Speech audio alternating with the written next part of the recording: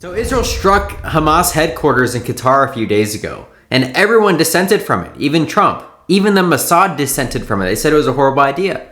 Now, to be fair to the Israelis, these negotiations are total bullcrap anyways. Nothing's ever going to come of them, so they're not even disrupting it. But guess who did not dissent? Fox News. Here's the clip.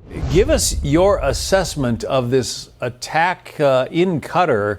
It did kill a number of Hamas leaders. They've been hanging out there, living the good life, Israel says.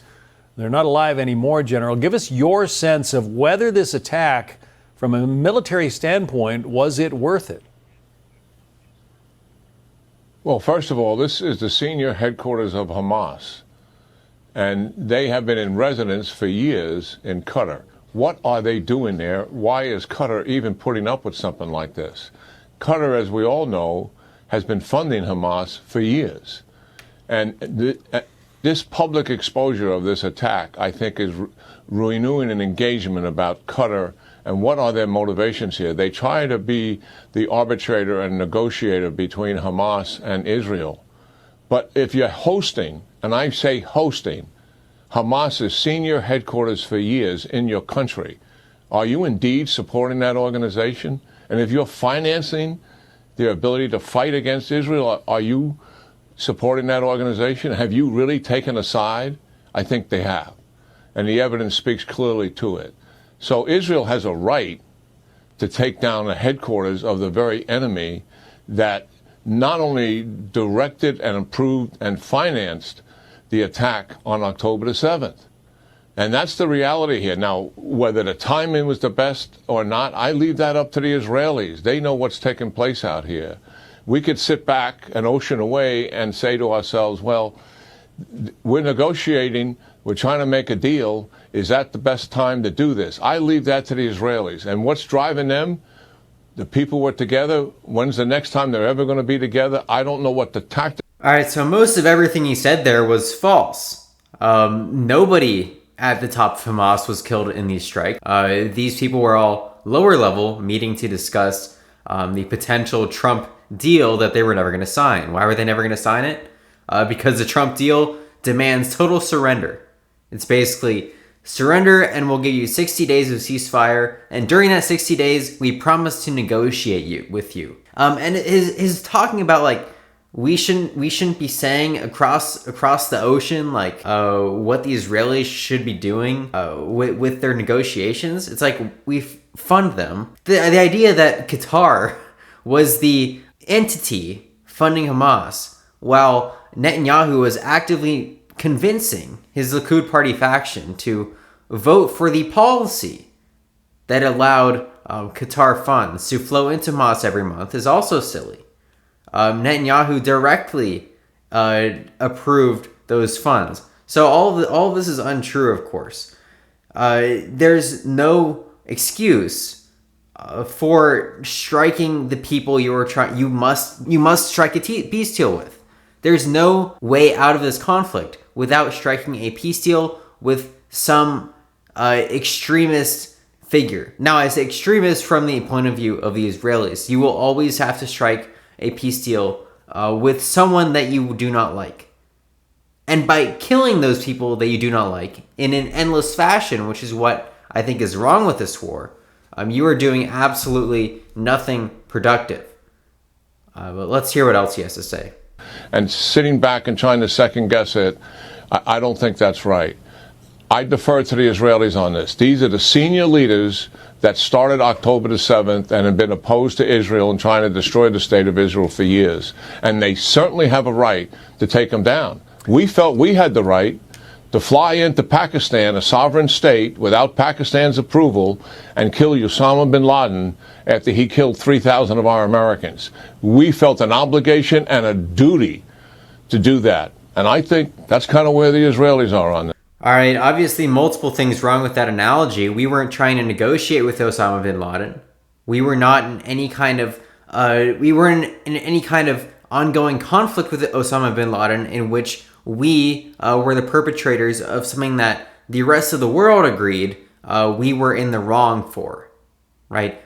Our conflict with Al-Qaeda was almost unanimously among the West, at least in most countries, decided as like something that was worth fighting for. Why? Because everyone agrees that ISIS and Al Qaeda are not good for the world. There is no negotiating here. Israel is obligated to make peace with Hamas.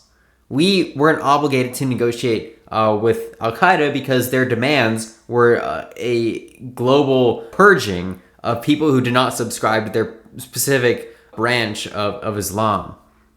And that is obviously untenable. Here, the whole conflict is contingent upon what Israel has yet to concede based on the standards of international law. So, of course, they're going to have to make peace with this group that was voted into power because the Palestinian people were incredibly jaded with how Israel had not followed through in a good faith in the negotiation peace process. Now, some of that is due to propaganda on the Palestinian side, downplaying their own part in destroying the peace process through largely Hamas terrorism, Fatah terrorism, right? All of that is very true.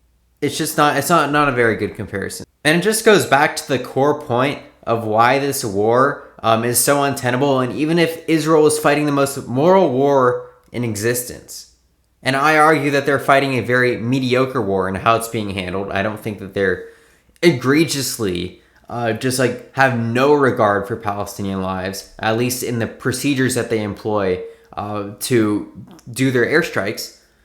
But they still are operating at a 4-to-1 or 5-to-1 civilian militant casualty ratio. And even if they were operating at a 1-to-1, I would still oppose it. Why? Because this conflict is solved, as I just said, by them conceding things to the very people that they want to destroy in their headquarters in Qatar. No taking of lives is going to bring that about for them. Now, as I mentioned, it's very interesting that the Mossad, even there's dissent about this strike throughout Israel. So the civilian populace is very unhappy about this because now somehow in their mind they just had the realization that the hostages are never going to come home under the Netanyahu government. It's just not going to happen because their demands are so silly. It's basically Hamas has to disintegrate and get nothing for the Palestinian people, no two states, which is what they demand, and the war ends. After 60 days, they can go back in and kill every member of Hamas, any Palestinian that they do not like the opinions of. That is what would happen. So Israel is the civilians are very mad that the hostages are not going to come home. Mossad didn't want to do it for the same reasons. Trump didn't want to do it for the same reasons, but it's just so confusing because they should know that their own negotiations, which haven't fundamentally changed, they haven't gotten very good. They haven't gotten much better at all. Are never going to be accepted because they've moved to an even more hardliner status. Now the all-in-one go approach to releasing the hostages is going to be the standard. And who knows how much military pressure they have to actually put on Hamas to get them to even consider that. To consider surrender over a military death, which is what they're essentially choosing right here. If that's how this ends up playing out, right? But obviously, none of the main Hamas people died in the strike, mostly because Mossad didn't want to carry it out, I believe. So they used airstrikes, and a lot of the main Hamas people were not there. Maybe because Mossad didn't fully cooperate on intelligence fronts.